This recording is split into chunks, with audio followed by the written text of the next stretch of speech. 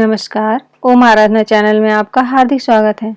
आइए जानते हैं कुशाग्रहणी अमावस्या के बारे में।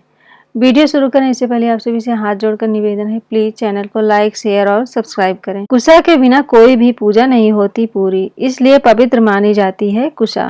भाद्रपद मास की कृष्ण पक्ष की अमावस्या को कुशाग्रहणी या कुशोत्पाटनी अमावस्या कहा जाता है। इस दिन कुश एकत्रित करने की परंपरा है। हिंदू धार्मिक अनुष्ठानों में कुश को बहुत पवित्र माना गया है।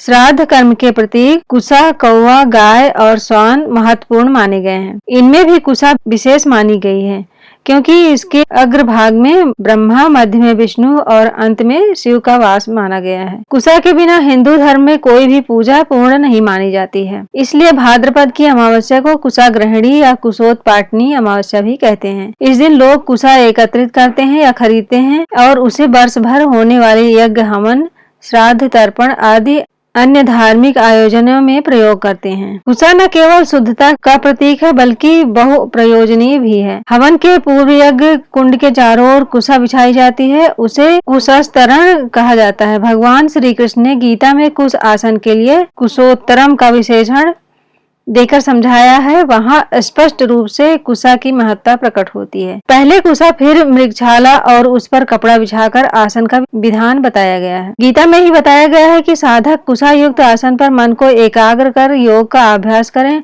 कुशा में प्रदूषण रोधक विभिन्न गुणों व पर्यावरणीय क्षमता के कारण ही लोगों को सूर्य ग्रहण व चंद्र ग्रहण के सूतक लगने से पूर्व खाद्य सामग्री में कुशा रखने को कहा जाता है ताकि उक्त सामग्री शुद्ध बनी रहे। प्रश्न है, कुशा पवित्र कैसे हुई? महाभारत के आदि पर्व की एक कथा के अनुसार दक्ष प्रजापति की 2 कन्याएं थी, कटु और विनम्रता। उनका विवाह कश्यप ऋषि से हुआ था। कटु और विनिता में आपसी ईर्ष्या भी थी। सर्पों के छल से बाजी हार जाने पर विनिता जब कटु की दासी हो गई तो विनिता के पुत्र गरुण ने अपनी मां को दासत्व से मुक्त करने का उपाय सर्पों से पूछा।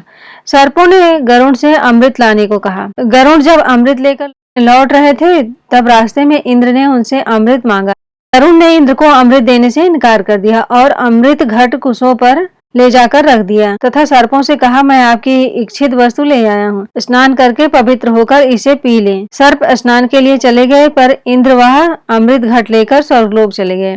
सर्पों के वापस आने और अमृत न मिलने पर जहाँ अमृत घट रखा था वहाँ अमृत बूंदों की आशा में कुशा को जीभ से स्पर्श कर सर्प संतुष्ट हुए। माना जाता है कि तभी से अमृत का स्पर्श होने के कारण कुशों को पवित्र की संज्ञा प्रदान की जाने लगी। अगर आप इस चैनल पर नए हैं तो प्लीज लाइक, शेयर और सब्सक्राइब करें, इससे आने वाले वीडियो आपको मिल जाए। धन्यवाद।